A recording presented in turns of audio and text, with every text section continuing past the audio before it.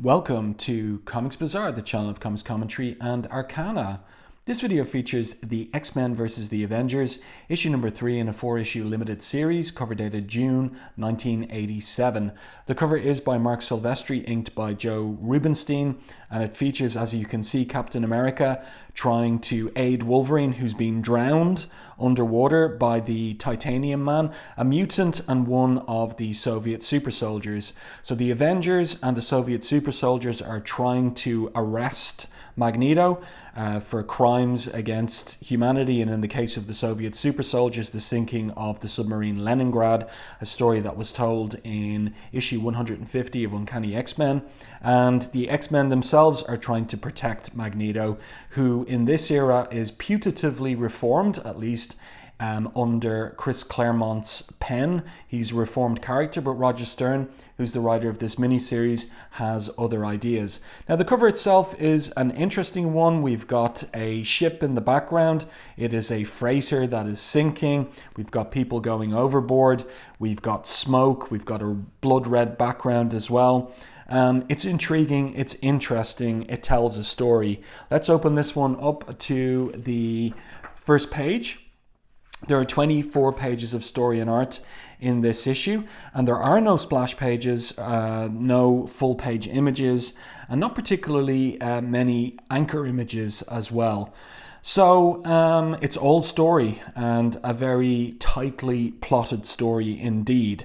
The title of this particular issue and chapter of the miniseries is The Soviets Strike Back. And we open with a shot of the X-Men in the Blackbird, and Marc Silvestri pulls the camera back, as you can see, and we see that the Blackbird is being targeted.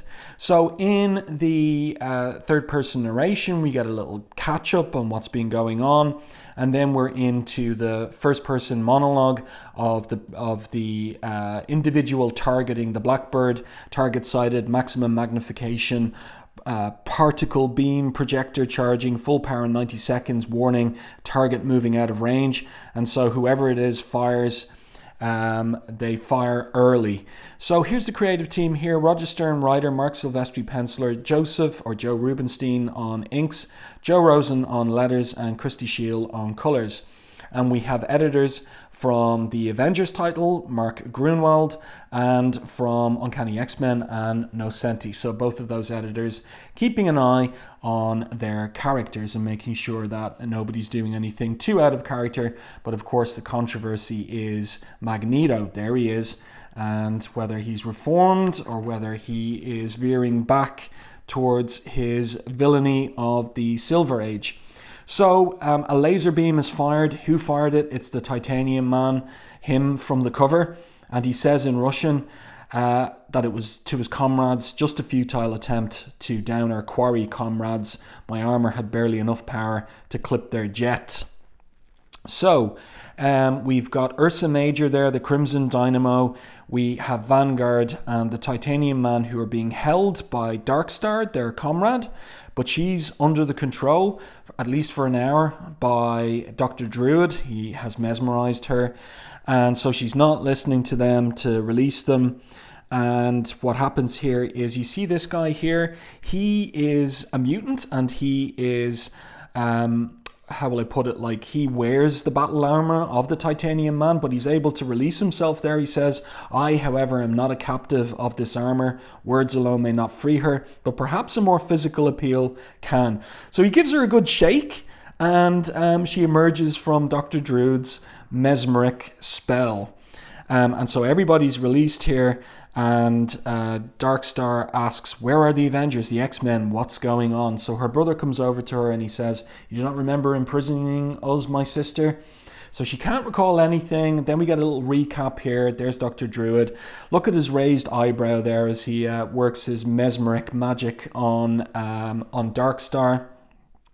Her brother there, look at the wide spread of his legs. That's very John Buscema-like, also Walter Simonson-like, both of whom are influences, of course, on Marc Silvestri.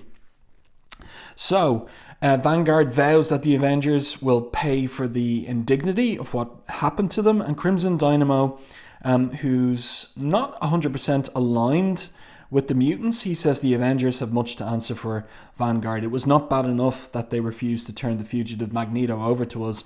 No, they attacked us and allowed the accursed X-Men to spirit Magneto away. So that's all that's happened in at the end of issue 1 and throughout issue 2. This is kind of an amusing image here of Ursa Major, which is the Latin for big bear, just standing there with his arms crossed. Nobody looks too happy. As I said, Crimson Dynamo, he's not one of them, he's not one of the mutants, so he kind of gives it away when he says, we must apprehend those outlaws, he means the X-Men, and expose the Avengers for the craven mutant lovers they are. So nobody's happy with that. Dynamo, we're mutants as well, says Darkstar. You've something against mutants, asks Ursa Major.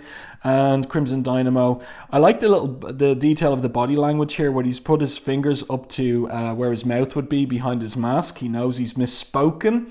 No, Ursa, not at all, And then he recovers himself and he says, I merely meant that the Avengers aided the kind of outlaw scum who are responsible for the worldwide anti-mutant madness, of which we are all the victims. So, quick thinking there from Crimson Dynamo to keep everyone together. Then more recap about the Leningrad submarine. I think that's a nice image in the background of the submarine going down, sinking, and of course, everybody aboard killed. Which reminds me, the next time that we see the submarine kind of in real time, so to speak, is in Adjectiveless X-Men #1. By Chris Claremont and Jim Lee, when Magneto goes to retrieve nuclear missiles from the submarine, and he finds himself encountering the skeletons of the sailors who died. Quite a poignant moment in Adjectiveless X-Men #1. And also another thing he did in Uncanny X-Men 150 was he used his magnetism powers to birth a volcano in the midst of the city Varikino and destroyed it. So that's why he's wanted by the World Court. And of course, Crimson Dynamo there. Again, I like the body language of the finger pointing up. He says, the Soviet people must be avenged. We must find Magneto and execute him. So it's going to be not before the World Court for Magneto, but rather extrajudicial execution. And then we switch back to the Blackbird, and aboard the Blackbird we have the X-Men talking, and Wolverine is wondering what's going on with Magneto. Why did he take the helmet from the fragment of Asteroid M? And Magneto says, you'll just have to trust me on this, Wolverine. And then he thinks to himself, the handful of microchips I secreted in the hollows of my helmet will enable me to perform miracles he'd never understand.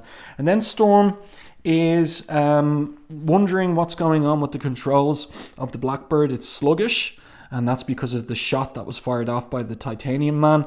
And look who's sitting here in the back of the cockpit of the plane, except for Dr. Druid, and he's wondering Magneto is hiding something. The X-Men sense it. And he is masking himself using his hypnotic powers. But we see there that Magneto has a suspicion, perhaps, that there's someone else aboard. So Dr. Druid thinks to himself, Magneto's mind is a strong one, though. He will eventually detect me. I must contact the other Avengers. It will take all of us to bring such a man as Magneto to justice. And so where are the Avengers? Well, they've touched down along the shores of Kampuchea's Tonle Sap. And here they're having a think about where the X-Men might be. And Captain America says the X-Men could go anywhere, Thor, but they're probably heading south. Any other bearing will put them in hostile airspace. Like the Dutch angle here that Silvestri is using for where Black Knight is standing and Thor. And it looks like they're consulting a map that Captain America has drawn in the Earth. That's at least what I get from the visuals there. And so She-Hulk asks the question, what airspace wouldn't be hostile to Magneto? Good point, She-Hulk, says Captain America. But I just wish I could figure out why the X-Men have thrown in with a man who's tried in the past to murder them. The X-Men I knew were heroes. And that is Captain America voicing Roger Stern's thinking on the reformation of Magneto. So Captain Marvel has been scouting around. She says, there's no trace of Dr. Druid, even if we were caught in the explosion of Magneto's asteroid base. That was at the end of the previous issue. There should have been some sign. So Black Knight says, don't count Doc out yet. I wouldn't be surprised if he went after the X-Men on his own. And somebody speaks off panel. You were very nearly correct, Black Knight. So, blazes, that's Druid. But where? Let's turn the page. He's astrally projecting himself. I've hidden myself aboard the X-Men's jet. Our current location is approximately, and then he's interrupted because Magneto has indeed twigged to the fact that there's an imposter aboard. There's no need for you to talk, Avenger, he says to Druid as he starts to plead that it's time to talk. Rogue, if you please. And this is interesting. So, of course, Rogue's powers operate by skin-to-skin contact. And when Claremont is writing her, one of her favored modes of making skin-to-skin contact is via a kiss, usually on the lips. But for old Dr. Druid, for old Anthony Dr. Druid, she kisses him on the forehead. And we'll see later on that there's someone else that she kisses on the lips. I just find it amusing when you think of the difference between the two figures and who she chooses to kiss where. And then, of course, she absorbs his powers, his very consciousness, and she knows. Who is it there that's asking her? I think Magneto says, Rogue, are you all right?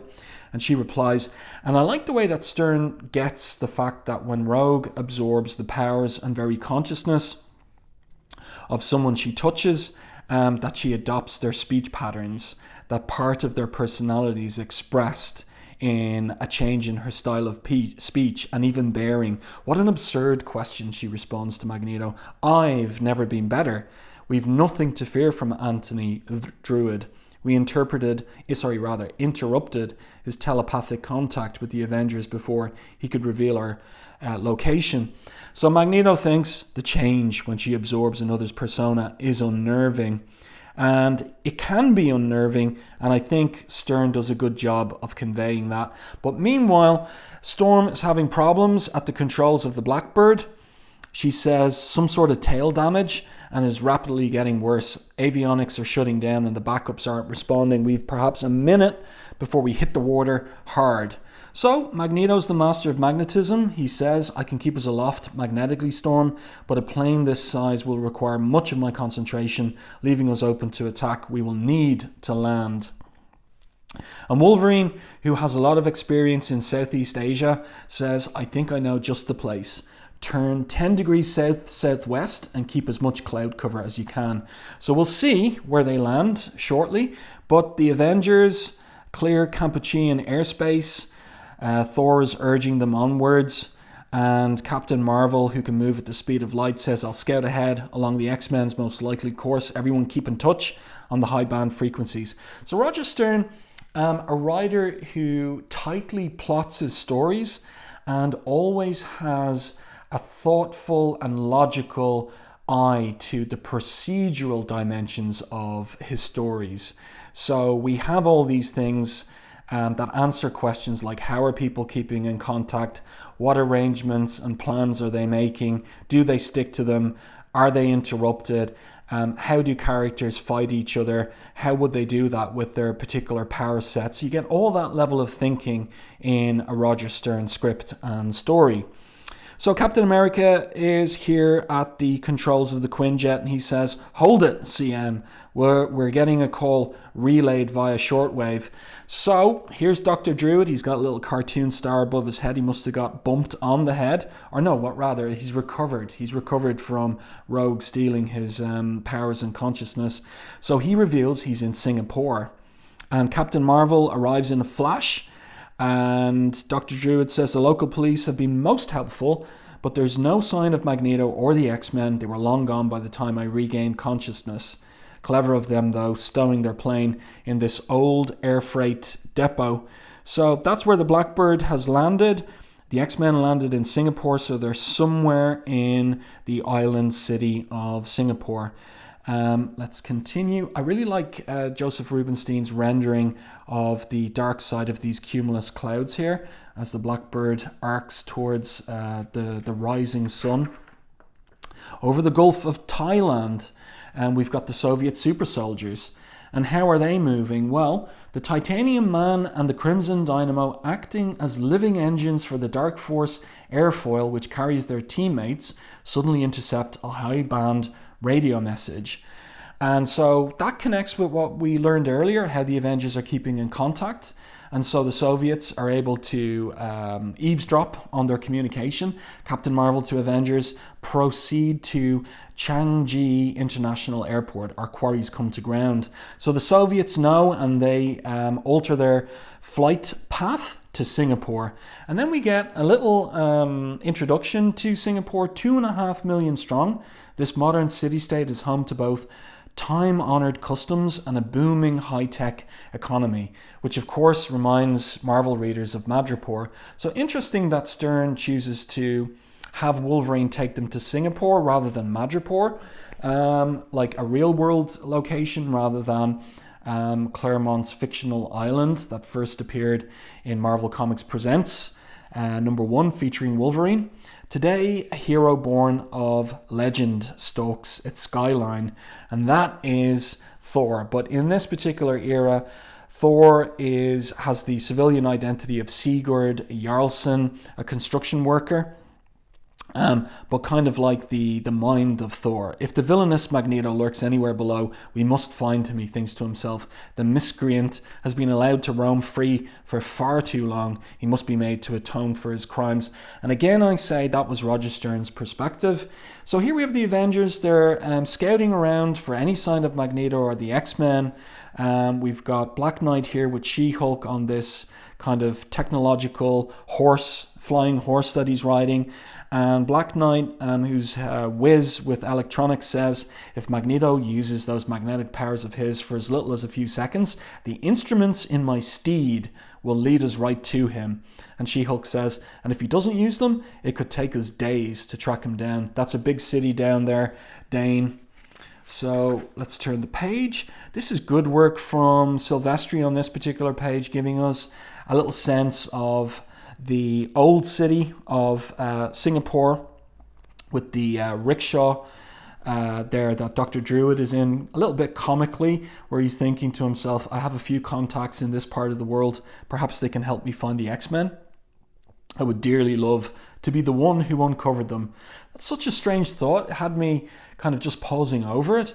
There's something a little bit, precious about Dr. Druid. He's so sincere in his being an Avenger. I would dearly love to be the one who uncovered them. Or is it that he wants some revenge on what happened to him from getting a taste of Rogue's powers? And then we have Captain Marvel, and she's flying around, searching Singapore as a challenge even for my speed, so many places to hide. Captain America out on a motorbike there. He definitely stands out. And he thinks to himself, even in street clothes, most of the X-Men will stand out in a crowd, some of them even more than I do. Sooner or later, we'll flush them out. So the Westerners will stand out. They'll be taller than the Singaporeans. And who is here on the ground in disguise except for Darkstar, wearing a wig as well? And she communicates, whispering to her comrades. Darkstar reporting Captain America spotted in Sector 5. So the Soviets have basically mapped out the island in terms of sectors that they're searching. She's in Sector 5. See what I mean about Roger Stern really thinking everything through? Still no reports of the X-Men elsewhere though. Here is very likely Havoc, and Vanguard is on his tail. I saw him only briefly before, and he was in costume then, but his mask concealed little of his face. I would swear it is he. So we turn the page, and we're going to get some action.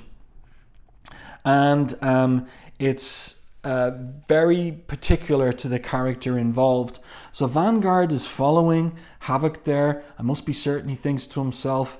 And then he's grabbed from the darkness of this little side street. Looking for somebody, bub? It's Wolverine. I love that transition, panel to panel transition, where he's yanked into the dark of the side street. I'd know you're sent anywhere. You're one of those Ruskies, says Wolverine, as he's holding him by the shirt. And you can only be the outlaw Wolverine. There could not be two men with so coarse a voice, says Vanguard, as he pulls back from Wolverine's grip. So Wolverine bounces towards him, extruding his claws. I like the perspective here. Everybody's standing on the same horizon line. So you've got the figures in different sizes there. And Havoc is in shock at what's just happened. So he wasn't in on what Wolverine was doing. Vanguard pushes Wolverine back with his powers. And I like the dialogue that Roger Stern has given him. Ha, I laugh at you. No one touches the Vanguard against his wishes. So he knocks Wolverine into Havoc, who is knocked also into these packing crates.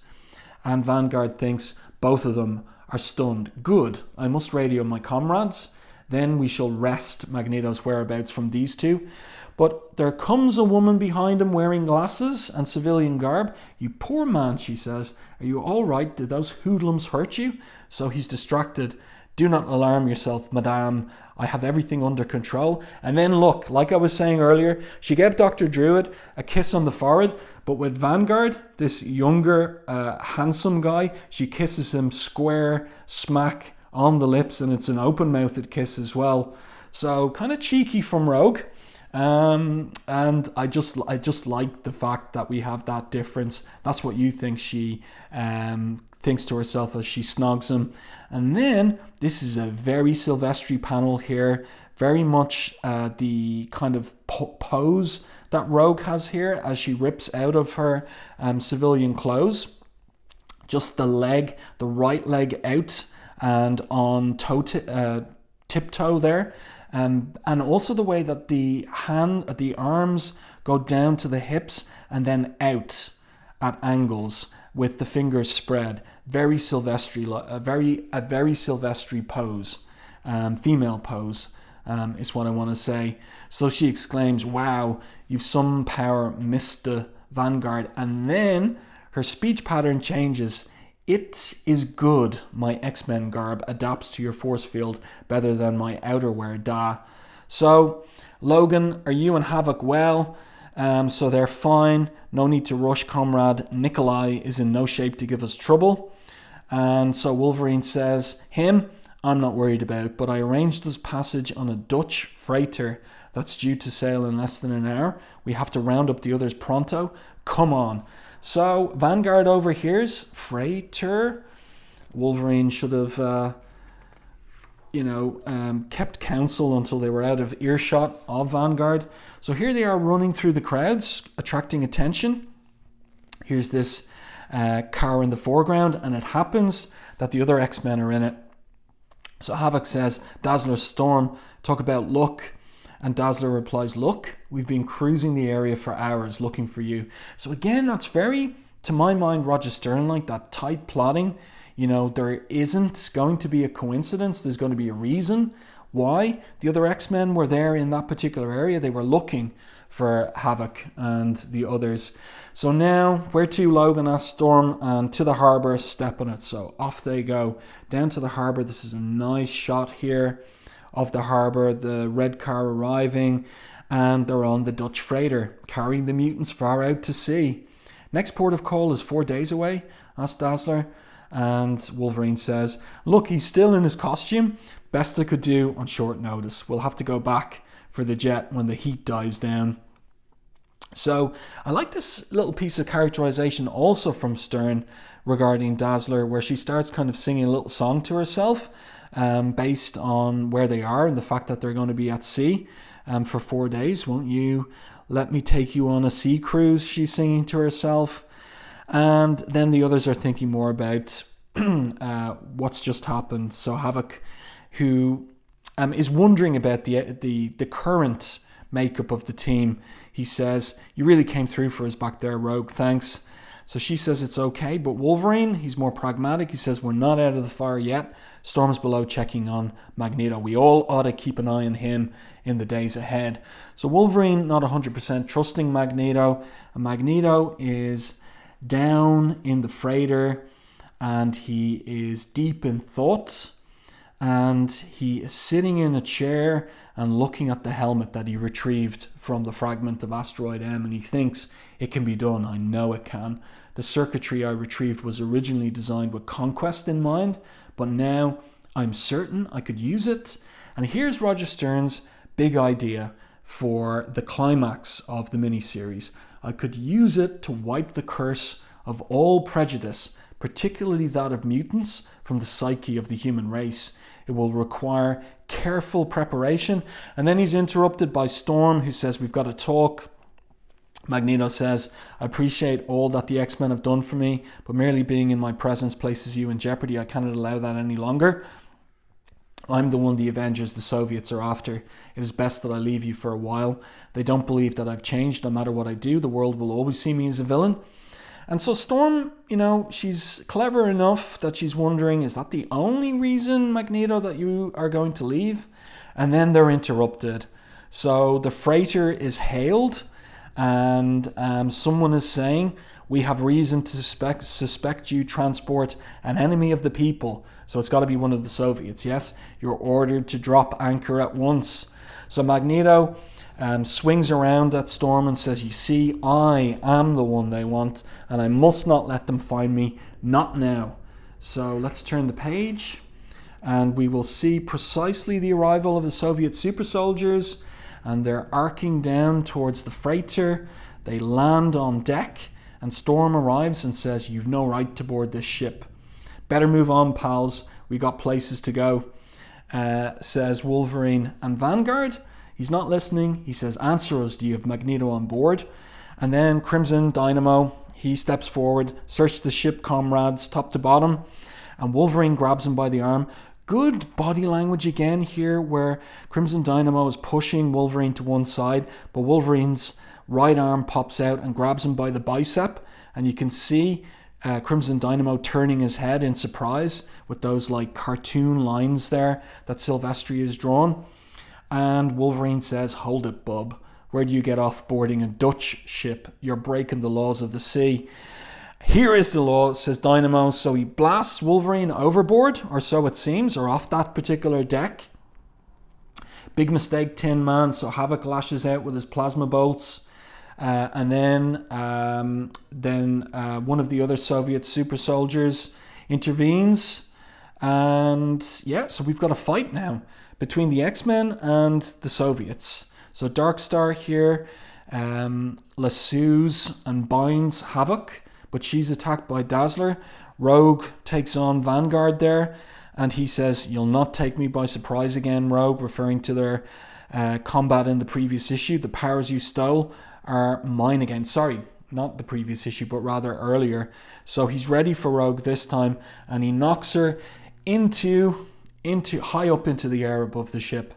And we get an open border panel from Silvestri as well there, varying the layouts. Okay, so we've got some action. Let's continue. And what happens here is Ursa Major tackles Storm. Remember, Storm in this era doesn't have any powers. Here we have Wolverine using his claws to pull his way up the hull of the ship, the outside of the ship. While clambering up the ship's port side, Wolverine's thinking, okay, Ruskies, this is war.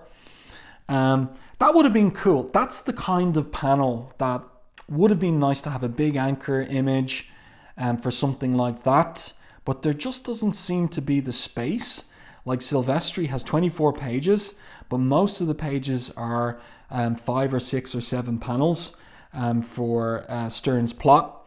And then we have more procedural stuff where we've got this fight going on the freighter. So what's the ship's captain going to do about it? Send out a distress call. He orders one of his sailors, all channels on the double. So that also is Stern thinking out the procedural aspects of the story, the logic of the story. And so there's a distress call put out, and we'll see who answers the distress call.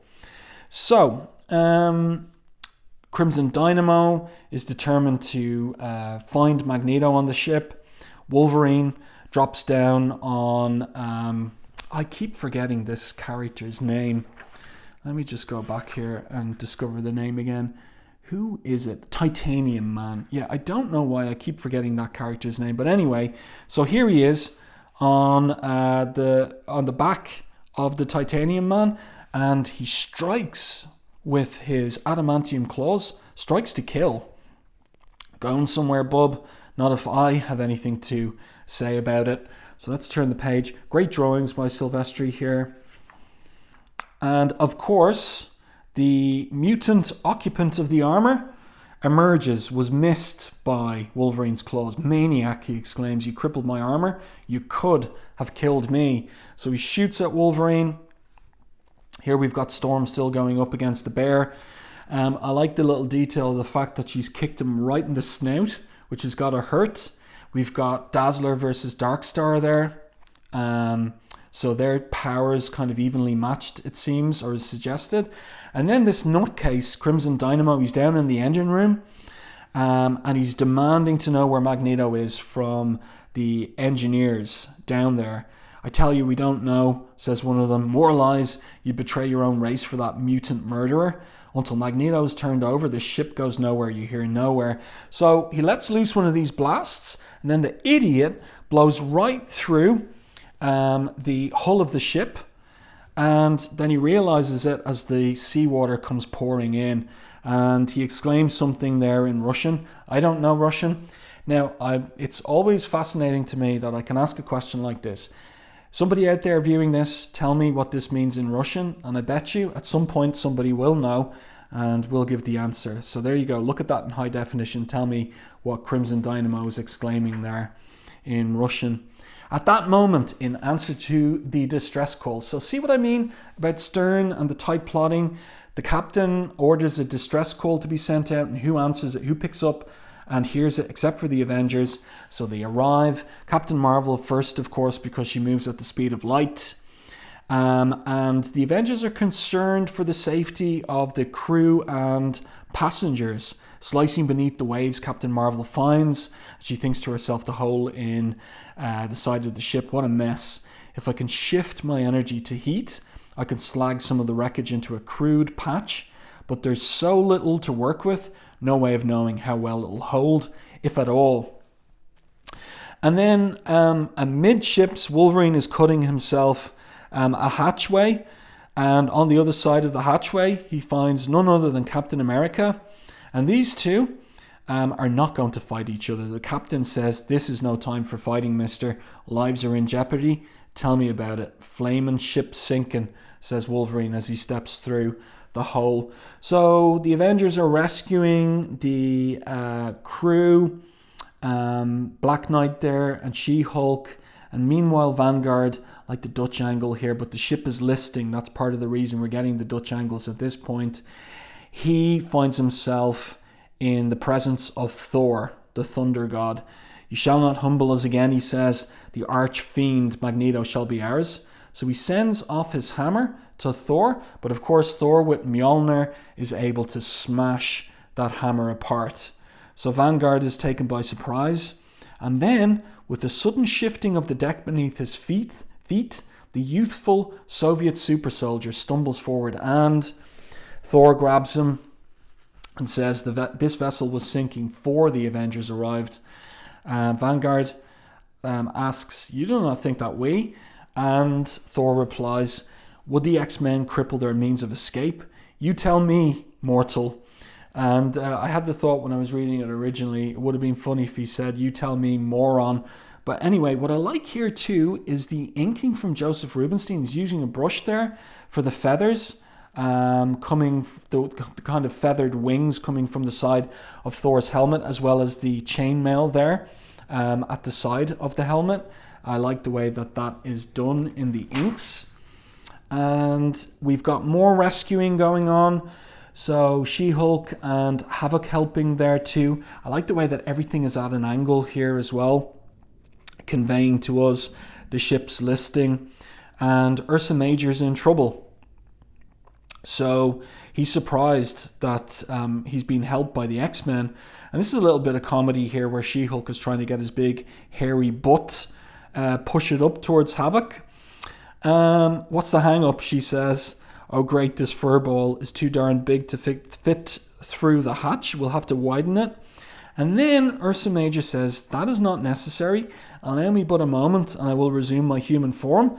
And this is funny from Havoc. He says, why didn't you do that before? And Ursa Major replies, I'm vulnerable this way, because he's completely naked. And She-Hulk is getting a good look at his family jewels as he's hoisted up by Havoc. So that's pretty funny stuff. And then you can see that the freighter is now pretty much on its side, more or less. So crew and passengers are in their lifeboats. The Avengers helping here. Dr. Druid, what's he up to? He thinks he's trying to control the level of fear and panic among the sailors abandoning ship. Do not panic. Rescue ships are on the way. All will be well. He communicates and thinks to himself, I cannot psychically calm all the sailors' anxieties, but at least I can lessen their more extreme fears. So here is Black Knight extending a hand to Captain Marvel to pull her out of the water. We've got Dark Star here, who uses her Dark Force energy to create a barge. No need to crowd, comrades. There's room enough for all, she says. And the ship is right on its side. As the freighter's starboard side sinks beneath the waves, the Avengers Quinjet hovers protectively, making certain that all lifeboats escape the pull of the dying vessel. Again, just really careful plotting and thoughtful story from Roger Stern in terms of the procedural dimensions of everything that's going on.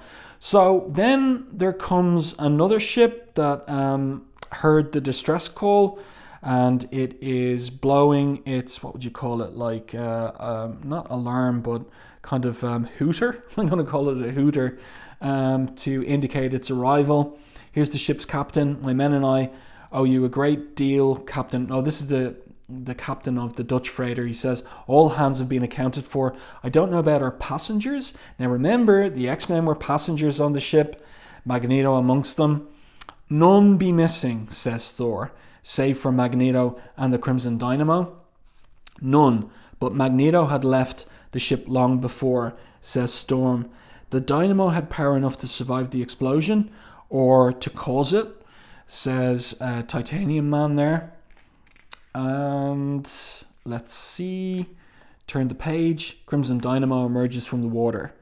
So he's happy to see that his comrades are safe. When the engines exploded on me, I feared you might. And then Dark Star grabs him. We've questions for you, Dmitry Bukharin. So that's the guy's name. And then he must answer the questions, and they realize you are responsible because of course, the hot-headed idiot blew the hole out of the bottom of the ship. We joined with you to capture one who had slain Soviet soldiers, asks Vanguard rhetorically. Dynamo, not to endanger more seamen. Many more would have died here today had it not been for the Avengers and the X-Men. Yes, the X-Men.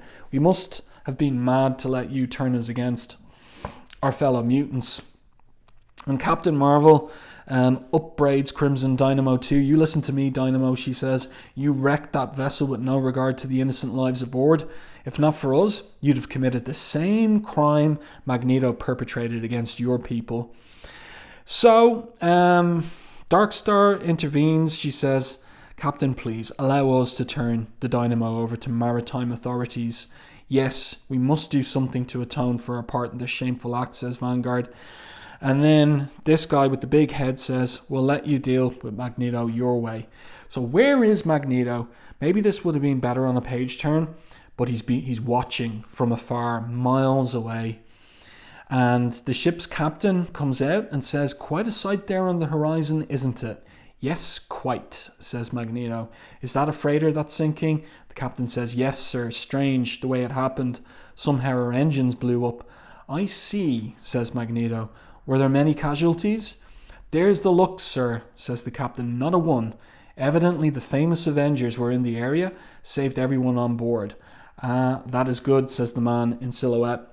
Pardon me for staring, sir, but I don't recall seeing you on before on this cruise. I've kept to my cabin. Will we be making port soon? Yes, sir, within the hour. Bit of business in Singapore?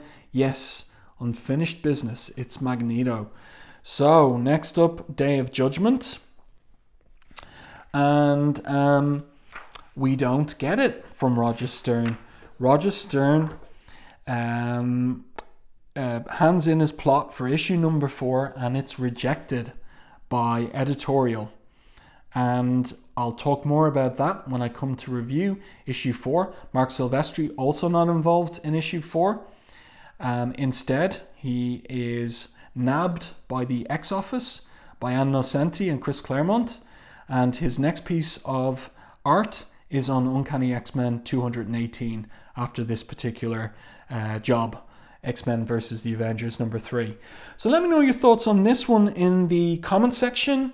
If you enjoyed my review and commentary, please like and share the video. It really does help the channel. And if you haven't done so already, subscribe to the channel and stay tuned for more content like this.